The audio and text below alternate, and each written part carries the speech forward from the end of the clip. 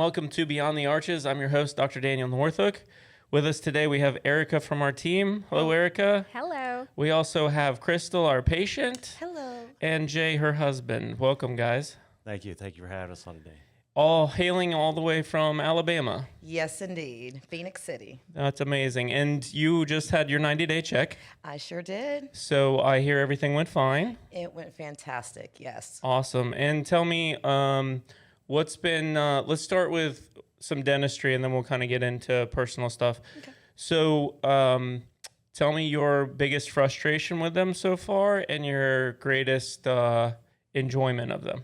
So I think the biggest frustration for me was, since I talk a lot, just adapting to having them in, because you can tell, that it's not your natural teeth, and you can feel, the gum part of it. Mm-hmm. So there is a little bit of a learning curve, just getting used to that, but it went relatively not as bad as I thought it was going to go, because at first I kind of felt like I was over pronunciating a little too much, and but that was probably the worst part of all of this, literally. So I can tell you from, am I rambling too much? No. Okay, good. So from getting the procedure That's done. what a podcast is. Okay, it's just rambling. Oh, great. Then I'll be great at this then. Yeah. When I first went and got it done, the first thing in my mind was, oh my gosh, is this too much? Is this too extreme? But honestly, ended up being the best. I remember thing we ever had a few conversations that were around that a little bit. Yeah. What about the greatest, we'll say, joy that it's brought to your life? The freedom of just not having that anxiety anymore because of the dental issues I did have. I felt that I was walking around with the weight of the world on my shoulders, and I knew that stress was kind of seeping into my personal life, my professional life. So now that I'm at the point where I can walk around and smile as big as I want and not be afraid to talk to people and make that contact with them because I'm afraid of, what they'll see, it's just been the most freeing thing ever. Was your fear, or was that holding you back from what you project out into the world aspect, or a comfort aspect? I think both. Both. For both. Because to a lot of people, I try to come off, having, that confidence and stuff like that, but I really didn't. And so I was so afraid that people would be able to see through those layers and understand that I'm not as confident as I am because I'm hiding this, horrible, deep, dark secret, away from everyone in the world. So. Well, lack of confidence is not something I would ever pin on you. Never. Not once. I think Crystal made our entire office cry when she got her zirconia finals. I think you might have been one of the top 5 patients that I love Correct to me see. if I'm wrong. You didn't have a lot of pain after the surgery? I had no pain. Yeah, I remember None. that. No pain at all, which again, you sit there and you think, okay, I'm getting all of my teeth extracted, and they're going to be sewing up my gums. And you automatically think that, oh my gosh, this is going to be absolutely terrible. And it wasn't at all. For sure. It was just, it's still mind blowing how none of that was even a factor. I remember awesome. that. You were coming in and you were very afraid, very nervous, which is normal. And the second day that you came in, you were like, is everything okay? Am I alive? Am I here? Are we good now? And I was like, yeah, you're good. Yeah, because it's a huge. It was a very huge decision to make, and one that I wish that I had made. Oh gosh, I wish I had done this years ago. But at the same time, I'm always been a firm believer that everything happens when it's supposed to, and I went through the place that I was supposed to go through. So everything lined up the way that it was supposed to work out. We actually did a couple of podcasts just recently, and that's what we kind of were discussing. We were discussing time, and we were discussing that most people, if they have any regret, it's never about the money that it cost. It's always about the time that they didn't get it done earlier. Mm-hmm. Yeah, and I think a lot of it is, you hear a lot of horror stories out there, and a lot of people are like, wait a minute, you're talking about they're going to extract your teeth and they're going to put these, other ones in, what are you talking about? So, when you got a lot of that background noise going on, that's kind of dissuading you from going through with it. So I would just tell anyone, do the research yourself, listen to other people who have went through it, and don't listen to the naysayers, because there's so many success stories, and I am definitely one of them. So. It's very easy to talk yourself out of getting a surgery because It we is. all naturally want the excuse to do it. Yes, yes. And then of course, you'll be like, well, the cost up front, it's so much, that's a lot of money to spend, and it is. Oh, yeah. But at the same time, it truly is an investment in you. And then for people like me who had such, really severe dental issues, the amount of money I would have spent trying to, retain my natural teeth probably would have far exceeded the amount that, I went doing this. So. And then you still have teeth. Exactly. And then you still have to deal with any other issues that will pop up and whatnot. And that expense is just going to keep growing and growing. So, yeah. For me, it was a no-brainer. And Jay, why don't we go from your side? What was your experience like? What was your side of the coin? From the jump, she was, of course she was, anxious about the whole procedure and everything like that. And we had several conversations, about, much the same as what she mentioned a few minutes ago, is it too extreme? Am I going too far with this? Should I wait? And, all of this. And, just finally being in the know with the amount of pain that she was dealing with and the amount that she was having to hold back of herself from the world, I told her, I was like, make the appointment. We'll make it happen. Yeah, it's awesome. And it's, to me, What was that time frame from that discussion to in the chair approximately?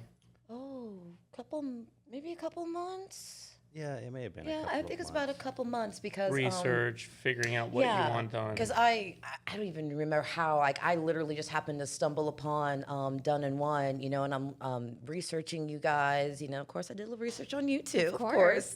You have to. Yes, exactly. And I was mulling it in my head. Then again, just thinking, oh my gosh, like. Oh, my teeth gone. Oh my goodness. Like, how is this, and then the other effect was, what if I'm that one person that this doesn't work for? What if, I have like implant failures and I've spent this money and oh my goodness. And then finally it was just like, you know what, girl, just stop. I think it took you, if I remember correctly, I think it took you like 3 days to come to grips with the fact that it went fine. Yeah, they did. The first 2 days you were in denial that there's no way it just went fine. Right. Because I think you were kind of mentioning like, when you came in, I that's what I think. I think you were like confused. You were like, did I really make it out of that okay? And I was like, yes. Yeah, it was fine. Because it's crazy because, you take the medication and whatnot, and I was sitting there looking like, so this pill right here is supposed to make me not feel my teeth getting extracted out of my head. And yeah, it really did. Yeah, it worked. Because I think I vaguely remember asking or saying something about wanting to keep my teeth. I don't know. I might have imagined that too. But I'm telling you, like literally, I don't even remember getting back to the hotel, but that night, no pain. I didn't even have to touch the stronger pain medication. The bleeding stopped before I even went back for my next appointment. And no pain at all. Like Amazing. it was, and right. So like, I'm sitting in my mind, like, wait a minute, like, shouldn't I feel something? Shouldn't there be anything? But I was like, you know what, girl? Apparently there shouldn't be. So Yeah. Let it ride. Did exactly. amazing. Except good news. yes, exactly. Erica, I know you have a few questions. What were you gonna what would you like to go into next here? Yeah, so I have a few questions on my end, and these are kind of a little bit about your experience that you went through, but also just to kind of help some future patients who might be listening and just any advice that you can share for them. Okay. So we can maybe just start there. If there's somebody that's kind of looking into this procedure, not quite sure if it would be for them, do you have some words of wisdom or encouragement for them kind of moving forward into looking for this process? Like I said before, don't listen to a lot of the outside noise. Discuss this with, your partners, a trusted person, and make the best decision for you, not based on, what everyone else has to say. Let the reviews, the results, the work that, this team has done speak for itself. And I think it does. So I would just tell anyone, listen to your gut, listen to, what everyone else, has said about this experience and go for it. Go for it. And then correct me if I'm wrong, but you came down for your surgery alone, right? Yes, I did. Okay, so how was that kind of being alone? I was scared at first, but honestly, I don't take this the wrong way, baby, because I love you so much. I'm glad I did it alone, though, just because. You brought Jay in for the victory lap. Yes, we did, and he came down the weekend before I got the finals put in. So he was able to see, like how the process was going and whatnot. But it's something I'm glad I did alone, though, because I think that ultimately helped me with the overall self-esteem, going and doing this and getting it done on my own and, taking care of myself. Like, I think I needed all of that for my experience. So. How long was it before you felt like normal again? Like how long was The your next day. Right? I was about to say, they put the first set of temps in, and I mean, aside from, the swelling with the gums, other than that, I literally felt no different. The biggest thing was honestly just letting my guard down and being like, girl, you can smile. Yeah. You can smile as big as you want. You don't have to, because I had to modify the way that I spoke, that I smiled, I interacted with people. And all that went away. I was like, I would go out. I was talking to everybody. I made friends everywhere I went. The gas station, the Publix, Target. Like, I was talking to everybody that would listen to me. I loved it. So Jay, has she gotten too emboldened by this? Oh no, not at all. The way I see it, she's finally just back to the person that she was when I met her. When Yeah. before the dental issues became as severe as they were, that she felt like she had to hide them. So she's back to being the woman that I fell in love with. That's awesome. And it's so great to look back to see the pictures we take now. I'm smiling, my mouth is open. And to me, that alone is just the greatest feeling in the world. Where did the dental problems start? Can you narrow it to anything? Like, what Yes, I was it? can. Lack of care or? Well, so we're going to be completely honest, right? Okay. Absolutely. I was in a pretty bad relationship. Wasn't physically abusive, but there was definitely like psychological and verbal abuse from him. I had a filling fall out. This was back in 2017, 2018. A filling fell out. He would not let me go to the VA hospital to get it checked out because it was over an hour away from where we lived, and he was very controlling, and I wasn't allowed to do anything like that. Wow. So there was a lot of suffering in silence with that, and then eventually it just led to a snowball effect where it got obviously infected. That tooth ended up breaking, falling out. And then it was just a cascade effect, how it affected all of my other teeth. And it was just, being in that situation and then watching what was happening to me physically, and I'm sure the stress that I was going through was just adding on to that. So that's where it started. That's where I can pinpoint, the first sign of dental issues that I was having. So let's move on into that. So let's move it more into your work and your passion. So you work for, you were saying, a nonprofit. Yes, I work for Hope Harbor. We're stationed in Columbus, Georgia. We are one of the very few domestic violence shelters that services 2 states. I work in Russell County, Alabama, as a legal advocate, helping survivors file protection from abuse orders, helping them navigate the judicial system, and absolutely love everything that I do. I'm sure you're pretty busy, unfortunately. Unfortunately, yes. I have one of those jobs where it's like, you know what? If I was to wake up tomorrow and domestic violence was gone, I would be the happiest unemployed person in the world. Yeah. So, Absolutely. yeah. I would imagine that was something that's just been a journey since that relationship that you were talking about till now. Yeah. Because I ended up leaving that situation in 2021. Moved over to good old Phoenix City, Alabama, and then we ended up meeting about 7-8 months after I got there. Yeah, something like that. Yeah. And then it's just steadily, the issues, they just kept coming, like here and there. And I would try to go, make an appointment, because as a medically retired veteran, I do get free dental care, which was a nightmare.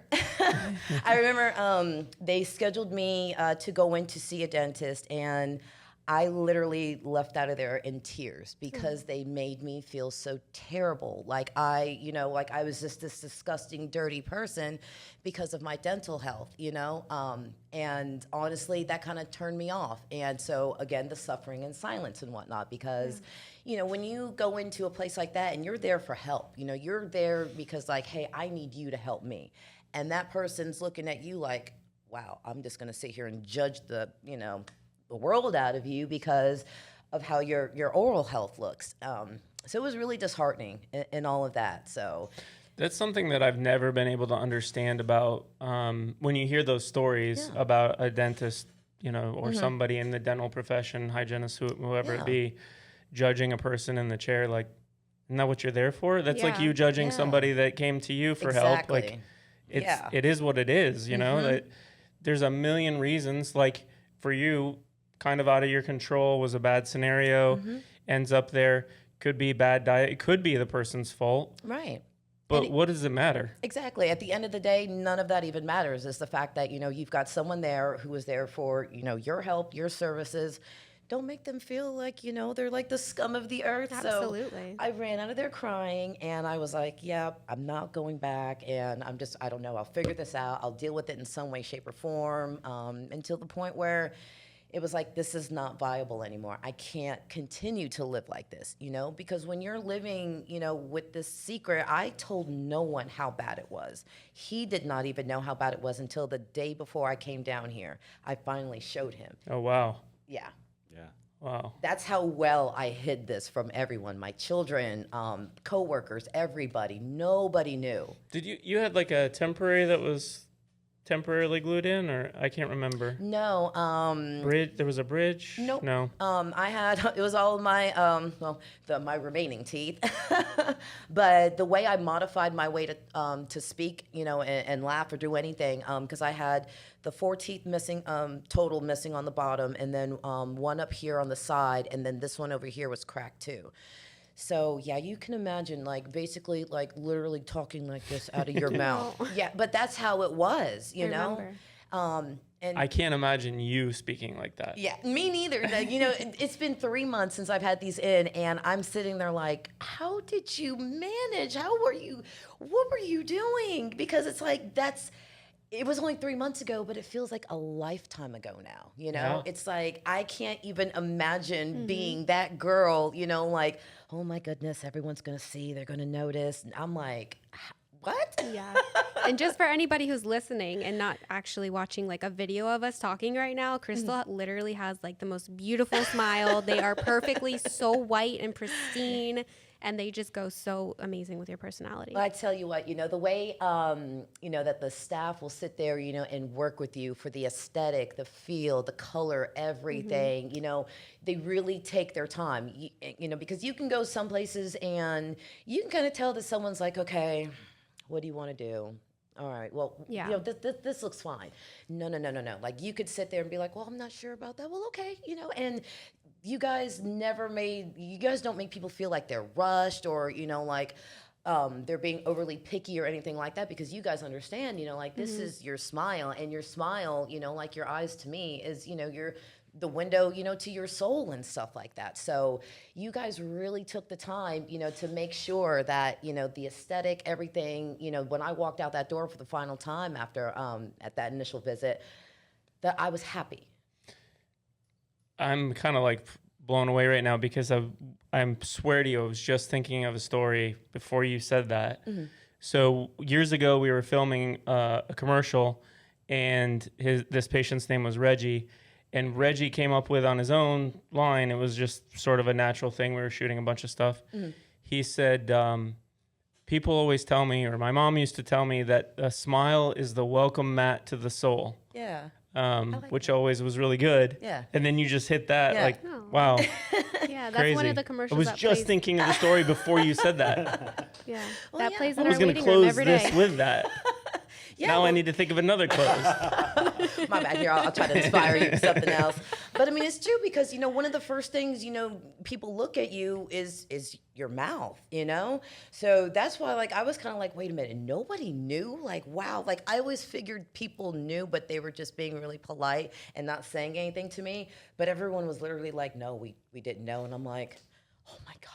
And that ties into, we're constantly encouraging patients to come and saying, like, look, we don't care what the story is or what the backstory is, and you're going to be the biggest critic. You that may not, that feeling may have even parlayed into delaying the treatment just because you were embarrassed to talk to a dental professional. But when everyone else doesn't even know, you're going to be the one that's the most critical. So getting people out of that shell and getting people into the mode of, I can jump out and be vulnerable, and people aren't going to think what I think they're going to assume about me, is a big, and that's been a big push for us, is creating an environment that at least caters to opening a person up a little bit to that. Right. And I tell you, that is, that's one of the best things that you guys could ever do for people, is to sit there and, give them that experience that makes them feel like, okay, like, this is about you and we're here for you and whatnot. And understanding, it does take a lot, because again, when people associate oral health, they automatically, just go towards unfortunately, the more judgmental side of it and whatnot. So, to sit there in front of, dental professionals and whatnot who are sitting there like, hey, our goal right now is to get you a treatment plan, is to get you, to do what we have to do to get you where you want to be. And working together like that is just literally just been about the best thing ever that I can say about, this whole experience, is that the time, the care, the patience you guys put in is just wow. And it really takes away a lot of those nerves and that, that question in the back of your head, am I doing the right thing? Because then you see that, hey, there's this whole team of people that is here, to help you.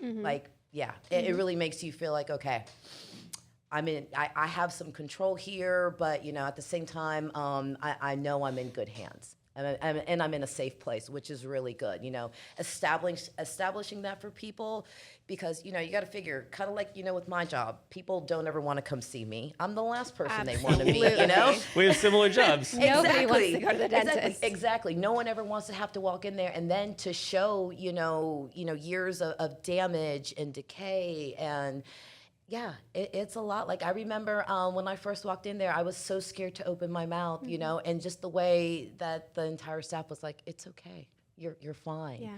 And I was like, all right, I can let that guard down now. It's one of those rolling or, snowball effects, because it is also self-serving to have a system that's very resolute and very programmable and very reliable. Yes. Because that allows us to transfer that energy to you. But then all of us, maybe there might be an employee or two that would disagree, but all of us sleep well at night, which means that the next day we show up rested and ready for the next one. And it's self-serving, right? Yes. It just both feed into each other. It's cyclical. Yes. And the great part is that you treat everyone like individuals. It's not like this place where it feels like we're institutionalized care and stuff like that, no, you guys actually pay attention to the people. You got to figure all the people you guys have seen, and you guys are remembering things from me from 3 months ago. You'd be surprised how many businesses do not do that, So people don't feel that connection, and people need connections. They do. It's just part of the human experience. So when you find a place like this with that human connection, it's like, this is it. I know I'm in great hands over here. And that's one of the intentions of doing this podcast, is to get patients like yourself on, because your unique story, your history, your reason for being here might align and strike a chord with somebody. And, you also may be interested in the lady that's the snake wrestler and we had Angela, who's a cook, and the chef. So, that's what we like to sort of highlight on this, is there are people behind these teeth. There's nothing, it really doesn't have a lot to do with teeth. Yeah. It has to do with relationship and service and getting you back to that restored person that you believe you are on the inside. Yes. I agree with that 100%. You got the green light. Everything was good to go. So how did you feel going into that? Were you a little nervous or a little excited? I was a little nervous, just because, like I was like, oh gosh, what if I don't get the clearance? Or like, what if something went bad? Because, that goes back to the initial fears that I had. Like, Right. oh my goodness, like, what if, I'm like the implant failure person, and like all of these just don't work, So I was a little nervous on that. But once, getting that green light, oh my gosh, again, what a great feeling. And literally it was like walking, like it hasn't even been 3 months when I walked through know. that door, and you guys are sitting there and it's like, it's been 3 months. What? Yes. Like, I felt like I just saw you guys, but you walk into a place where again, you have that personable connection, and it's just like, I don't know, you can't help but not feel nervous at that point in time, because you're like, hey, I know I'm here with these people who truly care about me, not just, they don't see me as just, another, token of business or something like that. Like, these people like truly like, have cared about me this entire time.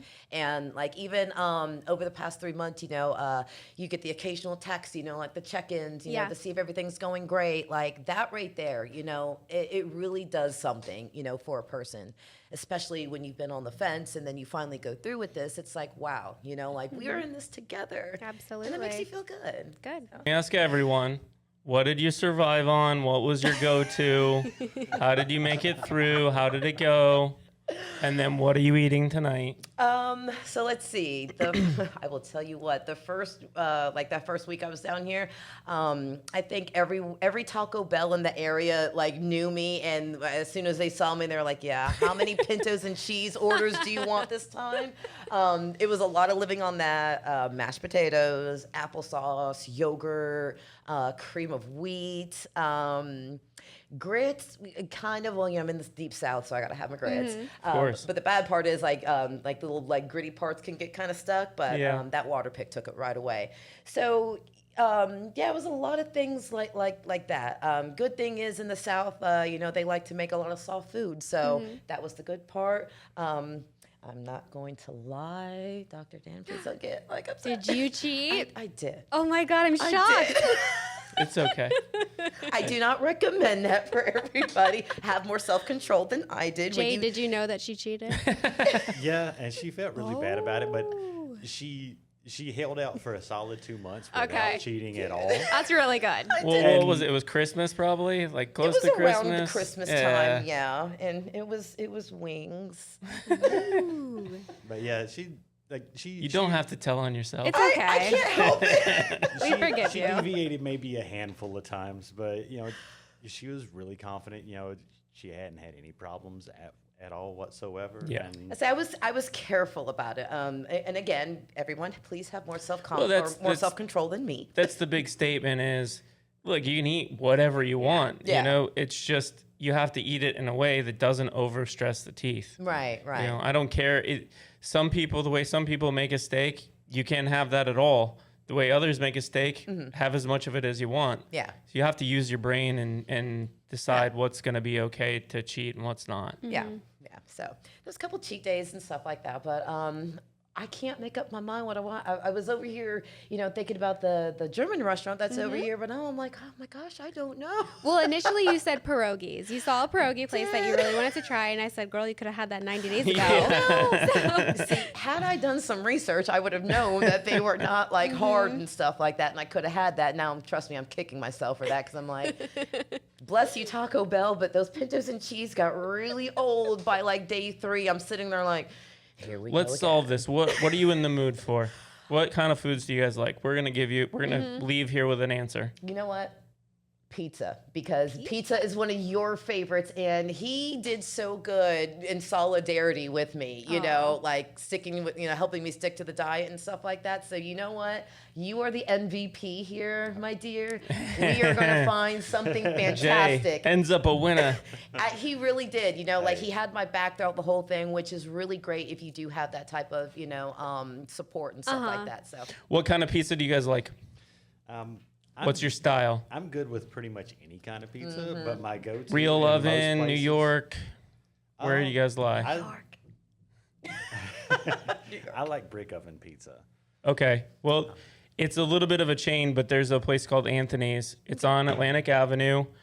just off of Atlantic Avenue. There's tons of bars down there that I can give you recommendations on, but their Awesome. pizza's really good. Perfect. So, and they have wings, and you don't have to feel bad There about we it. go, bet. Their wings are worth trying. They're grilled in the oven, and they've got like a lot of like grilled onions and stuff with them. They're very unique. They're not your typical wings, but they're definitely worth a try. Can the sound guy edit out the sound of a stomach growling? Just asking, because I'm not gonna Noise lie, like I'm canceling. over here Yeah, like, oh my. Well, we'll get you guys out back to your dinner, and we appreciate you taking the time. You know, you don't have to do this, and we appreciate you guys coming and sharing your story because it'll help somebody at some point. I truly believe that, yes. So we'll send you the link. You can share it. Awesome. And, you know, we really appreciate you guys coming out and one, choosing us, two, coming back for your 90 days, and three, coming in for the podcast. That's really special. Well, I appreciate everything that Done in One has done. Again, you guys have just, you know, what you guys do, you know, your skills, you know, the craft and whatnot, you know, because it extends, you know, not just, you know, from you, but from all the staff, you know, everyone in that office is just absolutely amazing. And the experience, I can't tell you guys enough. Thank you, because I literally feel like I am the person that I was before, but I'm not hiding anymore. And I really feel like I got such a huge part of me back that I can in turn, you know, put back out there for the world, you know, give back to my clients, you know, make sure that I'm being the best advocate that I can be. And I'm telling you, having this confidence restored, I think that's gonna help elevate me, not just professionally, but personally, everything. So thank you guys for everything that you did. Absolutely. I can say very genuinely, I've done 6,000 of these cases. It takes a lot for me to feel like, yeah, I really love what I do because it's rewarding because I've given somebody something back. And from the minute you walked in and the minute you're first trying and today, you are a very easy person to restore my confidence and get that feeling. So I appreciate you in that way. So thanks everyone for watching and listening. If what Reggie and Crystal say is true and the smile is the welcome mat to the soul, Crystal has one of the most welcoming, beautiful windows to her soul out there. And so we appreciate you guys coming in and look forward to seeing you in the years to come. Yes, sir. Thank you so much. Thanks everyone for listening.